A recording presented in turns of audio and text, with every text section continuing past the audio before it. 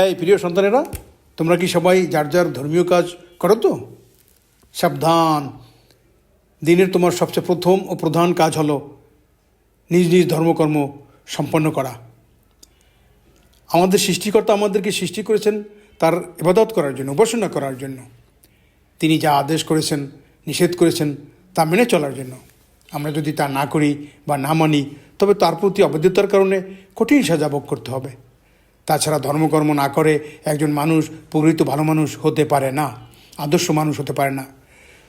তোমার এই শিক্ষা কোনো কাজে আসবে না যদি তুমি ধর্মে বিশ্বাস না করো বা ধর্মের কাজ না করো। ধর্ম আমাদেরকে নৈতিকতা, মানবিকতা ও ধর্মীয় মূল্যবোধ শেখায়।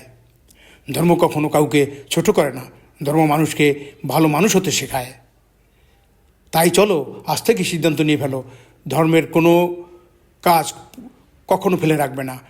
সবসময় প্রতিদিন সঠিক সময়ে সম্পন্ন করে ফেলবে, সকল দায়িত্ব শেষ করে ফেলবে, তারপরেই তোমার অন্যান্য কাজ।